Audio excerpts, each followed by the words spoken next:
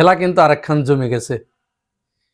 এমন খেলা শুরু হয়েছে, মানে জামাত ইসলাম চরমোনাইকে নিয়ে যেভাবে খেলছে, চরমোনাইয়ের পীর সাহেব এটি বুঝতেই পারছে না যে এই বলটা কি গুগলি আসলো, নাকি বাউন্সার আসলো, নাকি অফ ব্রেক, নাকি লেগ ব্রেক। মানে এক এক সময়ে এক এক রকমের ওই ওয়াসিম আকরামের মতো বল ছুড়ে দিচ্ছে। পীর সাহেব তো ওই যে আগেই বলেছি, পান খাওয়া মানুষ, সহজ সরল হয়, উনি বুঝতে পারছেন না। জামাতের সাথে চরমোনাইয়ের পীর সাহেবের এই খেলতে যাওয়াটা উচিত হয়নি। জামাত ইসলাম অনেক চেষ্টা করেছে চরমোনাইয়ের পীর সাহেবকে এই জোটে আনার জন্য, কিন্তু পীর সাহেব চরমোনাই অত্যন্ত ইগোর কারণে এবং তিনি বড় এই মনোভাব তার ভিতরে থাকার কারণে উনি কাউকে মানবেন না। তো এটা তো কাউকে মানবেন না, এটা তো আমরা জানি, ছোটবেলা থেকে পড়ে আসছি যে আল্লাহ ইবলিশকে বললেন যে তুমি ওকে বড় মানো, আদমকে বড় মানলো না বলেই তো শয়তান হয়ে গেল। তাতে পীর সাহেব চরমোনাই তাকে কিন্তু একেবারে এরকম কথা সে নিজে মুখে বলেছে, আমরা শুনেছি, আপনারাও শুনেছেন। সাংবাদিক সম্মেলনে সে পরিষ্কার করে বলছে, আপনারা জামাতের নেতৃত্বে জোট, এই কথা কেউ বলবেন না, আমরা জামাতের নেতৃত্বে এখানে জোট করতে আসি নাই। বুঝতে পারছেন, মানে জামাতকে নেতা মানতে নারাজ, কোনো মতো অবস্থায় জামাতকে নেতা মানবে না। এই তারপরে তো তিনি চলে গেলেন, জোট ছেড়ে একা একা নির্বাচন করার সিদ্ধান্ত নিলেন এবং 268 আসনে তার যে প্রার্থী ছিল তাদেরকে বললেন যে কোথাও থেকেও মনোনয়নপত্র প্রত্যাহার করা যাবে না, আমাদেরকে নির্বাচন করতে হবে। এই ডামাডোলের ভিতরে ওদিকে বিরোধী শিবির, বিএনপির ভিতরে যে সমস্ত বাম ঘরানার রাজনৈতিক নেতারা রয়েছে, অ্যাক্টিভিস্ট যারা রয়েছে, এবং বলা চলে এখন এরাই বিএনপিকে নেতৃত্ব দিচ্ছে, এই লোকগুলো এত বেশি খুশি হয়েছিল এবং বলা চলে এরা ওই পিছনের কাপড় তুলে লাফানো শুরু করেছিল যে চরমোনাইকে তো জামাত থেকে ডিটাচ করতে পেরেছি। তাহলে চরমোনাই পীর সাহেব এখানে কার এজেন্ডা বাস্তবায়ন করলেন বুঝতেই পারছেন আপনারা। সর্বশেষ মায়ের একটা খেলো জামাতের হাতে, এমন চপেটাঘাত খেলো পীর সাহেব এখন এই চপেটাঘাত খাওয়ার পরে না পারছে এদিকে তাকাতে, না পারছে এদিকে তাকাতে, কিং কর্তব্য বিমূঢ় হয়ে গেছে। যেটা কি হলো, তাহলে ঘটনাটা একটু খুলেই বলি আসুন। আপনারা জানেন যে জামাতের পক্ষ থেকে এই গতকাল ডক্টর সৈয়দ আব্দুল্লাহ মোহাম্মদ তাহের তিনি সাংবাদিকদের কাছে বললেন এক প্রশ্নের জবাবে যে বরিশাল 5 আসনে যেখানে মুফতি ফয়জুল করিম নির্বাচন করছেন যে আসন থেকে, এই আসনে আমরা কোনো প্রার্থী দেব না, জামাত কোনো প্রার্থী সেখানে দেবে না, মানে তার প্রার্থী প্রত্যাহার করে নেবে। জামাতের প্রার্থী কিন্তু সেখানে আছে, কিন্তু তাকে প্রত্যাহার করে নেবে। এটা কোনোদিন কোন রাজনৈতিক মহলে এটা দেখেছেন আপনারা? আমি দেখি নাই। আমি 1991 সালের থেকে রাজনীতি দেখে আসছি বা ভোট কেন্দ্রে এই ভোট সংক্রান্ত বিষয়ে আমি জড়িত।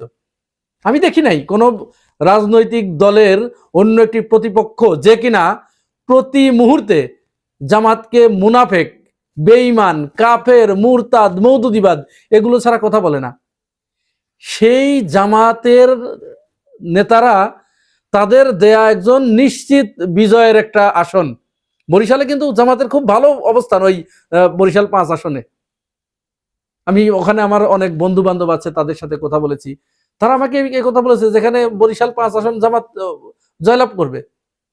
তাহলে চরমোনাইয়ের পীর সাহেব ওই আসনে দাঁড়ানোর কারণে তিনি জোট থেকে চলে গেছেন, জামাতকে মুনাফেক বলে চলে গেছেন। সেইখানে জামাত ইসলাম ঘোষণা দিলেন যে তারা চরমোনাইয়ের পীর সাহেবের সম্মানের খাতিরে, তার সম্মান করার জন্য, তার ইজ্জত করার জন্য ওই আসন থেকে জামাতের প্রার্থী প্রত্যাহার করে নেবে। এটাকেই বলে রাজনীতি। হ্যাঁ, এখানে অবশ্য একটা ব্যাপার আছে। আর এই বিষয়টা কখন বললেন দেখুন, এই যে এই ক্লিপটি একটু দেখি আসুন আমরা, কি এখানে আছে। এর চেয়ে বড় মুনাফিক এবং ধোঁকাবাজ গোটা দুনিয়াতে থাকতে পারে। জামাত সে তো আসলে শরিয়া বাস্তবায়ন কেন করবে? সে তো নিজেই শরিয়া অনুযায়ী চলে না। তার লিডাররা অহরহ বিপর্দা মহিলাদের সাথে সব জায়গায় খোলা মেলা আশ্চর্য বিষয়।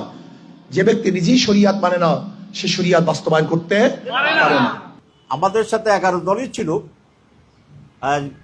ইসলামী আন্দোলন ছিল। এই ঐক্য গঠনের ক্ষেত্রে ইসলামী আন্দোলনের অনেক ভূমিকা ছিল। আমরা তাদের সেই ভূমিকাকে শ্রদ্ধার সাথে স্মরণ করি। আমরা নির্বাচনে তাদের সফলতা কামনা করি। আমরা ইসলামী আন্দোলনের সম্মানে তাদের যিনি নায়েবে আমির আছেন তার আসনে আমরা কোনো ক্যান্ডিডেট না দেওয়ার সিদ্ধান্ত গ্রহণ করেছি। তাহলে এখানে আমরা কি দেখলাম?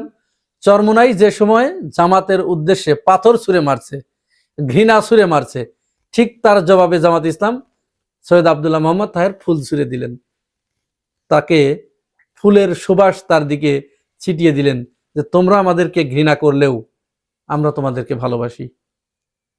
এখানে চরমোনাইয়ের পীর সাহেব এই জায়গায় কোন রাজনৈতিক ঘোরপেচের ভিতরে আবদ্ধ হয়ে গেল সেই বিষয়টি আমি আসছি।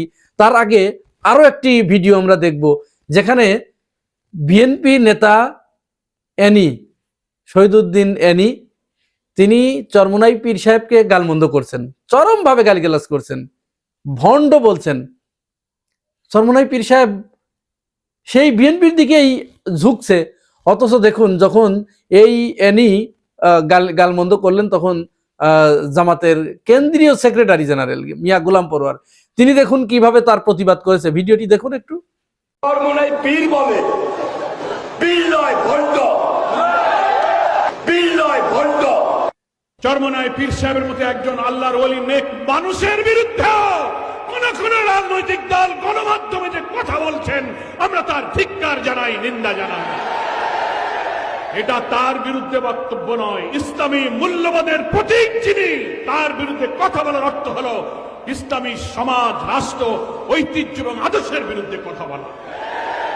আপনারা তো নিজেই দেখলেন জামাত ইসলাম তাদের জন্য কি করলো আর তারা জামাত ইসলামের জন্য কি করছে। এখনো পর্যন্ত সোশ্যাল মিডিয়ায় চরমোনাইয়ের যে সমস্ত মুরিদরা আছে জামাতকে হেন কোনো গালমন্দ নাই যা করছে না, অথচ আমরা জামাত আমিরকে কি দেখলাম, যখন পীর সাহেব জোট ছাড়ার ঘোষণা দিলেন তারপরেই জামাত আমির সমস্ত নেতাকর্মীদেরকে উদ্দেশ্য করে বললেন যে অনেককেই দেখছি আমাদের সাপোর্টার, আমাদেরকে ভালোবাসেন, তারা আমাদেরকে ভালোবাসার কারণে একটি ইসলামিক রাজনৈতিক দলকে আপনারা গালমন্দ করছেন, দয়া করে আপনারা তাদেরকে গালমন্দ করবেন না যদি আপনারা আমাদের ভালোবেসে থাকেন, কারণ তারা আমাদের ভাই। দেখুন জামাতের আমির তার স্ট্যাটাস। তাহলে এটি এই যে রাজনীতি, এই রাজনীতি কি আমরা স্বাধীনতার পরে দেখেছি বাংলাদেশে? জামাত ইসলাম চাচ্ছে এখানে একটা কল্যাণমুখী রাজনীতির প্রবর্তন করতে। গোটা রাজনীতি পরিবর্তন হয়ে যাবে, এখানে আর ওই চাঁদাবাজির রাজনীতি থাকবে না, এখানে আর ওই বংশানুক্রমিক রাজনীতি থাকবে না, এখানে টেন্ডারবাজির রাজনীতি থাকবে না, এখানে পেশি শক্তির রাজনীতি থাকবে না।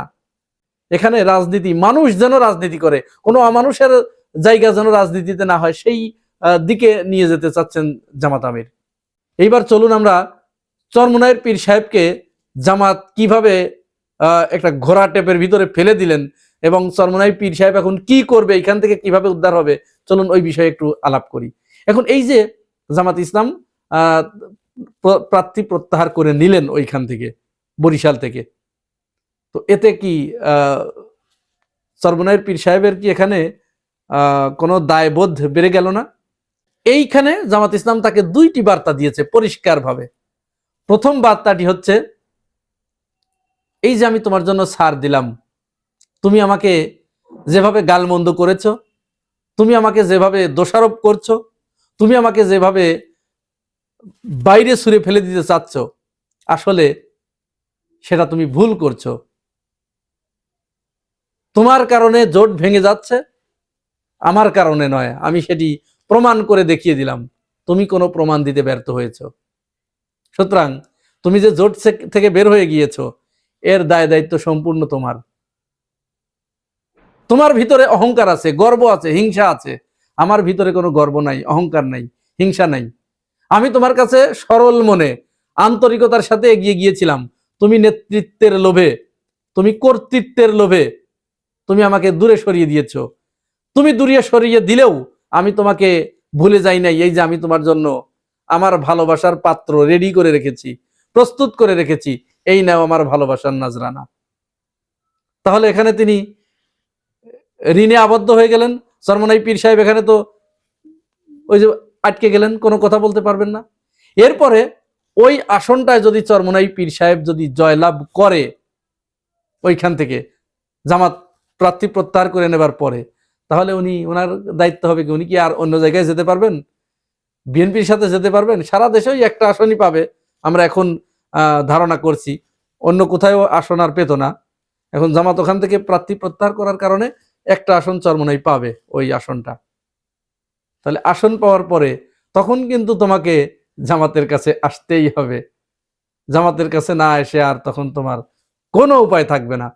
এই যে ঘেরাটোপের ভিতরে তুমি ভাই পড়ে গেলে, এইটা তোমার রাজনৈতিক অবিচক্ষণতার কারণে, তোমার রাজনৈতিক অদূরদর্শিতার কারণে তুমি জামাতের কাছে এরকম একটি মার খেলে। সুতরাং ভবিষ্যতে কোন ধরনের রাজনীতি তোমাকে করতে হবে, জামাত ইসলাম কিন্তু পরিষ্কার একটা বার্তা তোমাকে দিয়ে দিয়েছে। সিদ্ধান্ত চরমনাই পীর সাহেবের।